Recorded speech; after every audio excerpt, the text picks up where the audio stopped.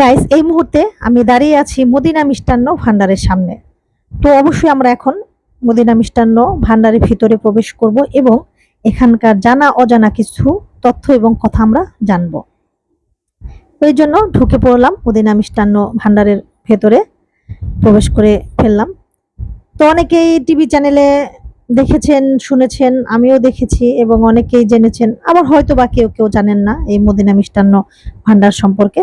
তো আমি এর আগে ছোট্ট একটি রিলস ভিডিও আপলোড করেছিলাম, যেখানে অনেকেই অনুরোধ করেছেন, আপু আমরা মদিনা মিষ্টান্ন ভান্ডার সম্পর্কে জানতে চাই এবং এর একটি লং ভিডিও দেখতে চাই। সো সেই জন্যই আসলে আমি চলে আসলাম একটি ব্লগ ভিডিও নিয়ে, যেটার মাধ্যমে আমি আপনাদের সবাইকেই এখানকার এই তথ্য এবং কথাগুলো জানাতে চাচ্ছি। তো তার আগে একটু বসে নেই এবং কিছু অর্ডার করি, কারণ এমনি এমনি তার বসে থাকা যায় না, একটু কেমন লাগে না। সো সেই জন্যই আমরা আসলে এখানে লুচি, হালুয়া এবং চায়ের অর্ডার দিলাম।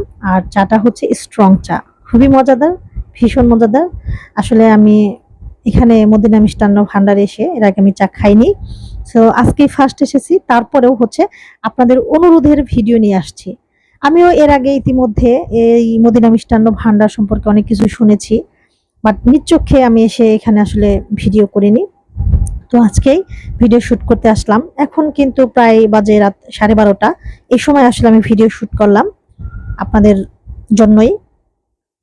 তো এইখানে ইতিমধ্যে আগে অনেকেই এসেছে এবং অনেক টিভি চ্যানেল, সাংবাদিকরা এখানে ভিডিও করেছে এবং এখানকার যে দোকানদার আছে অর্থাৎ বিক্রেতারা যারা আছে তাদের সাথে কথা বলেছে। তো আজকে আমিও আসলাম ওনাদের সাথে কথা বলার জন্য।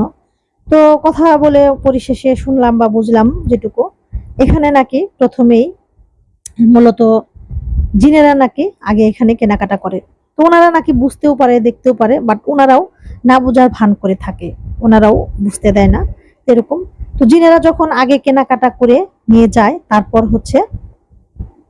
অন্যরা যারা আসে, অন্য মানুষ আমাদের মতো সাধারণ, তো ওনারা কেনাকাটা করে। তো এই তথ্য শোনার পরে আসলে আমারও খুব আগ্রহ বেড়ে গিয়েছিল, মদিনা মিষ্টান্ন ভান্ডারের একটা ভিডিও করব এবং আপনাদের মাঝে নিয়ে আসব। তো সেই জন্যই চলে আসলাম। তো আমরা আপনাদের সাথে কথা বলতে বলতে হালুয়া, লুচি খেয়ে ফেললাম এবং স্ট্রং চা খেলাম। আর অবশ্যই চাটা, 1 কাপ চা খেতেও ভীষণ মজা। তবে পুরোটা চা খেলে রাতে ঘুম হবে না, এত রাতে যদি এত চা খাই। সেই জন্য চাটা একটু শেয়ার করলাম, শেয়ার করাটা ভালো, নট ব্যাড, তাই না? তো সেই জন্য চাটা একটু হাজবেন্ড সাহেবের সাথে শেয়ার করে খেলাম। তো দেখতেই পাচ্ছেন মিষ্টি এখন রাত বাজে কয়টা, তারপরেও কিন্তু ওনারা মিষ্টি একের পর এক সারিবদ্ধভাবে রাখছে, বিক্রি করছে। এরকম আসলে হিউজ পরিমাণ এখানে কেনাকাটা হয়, বিক্রি হয়।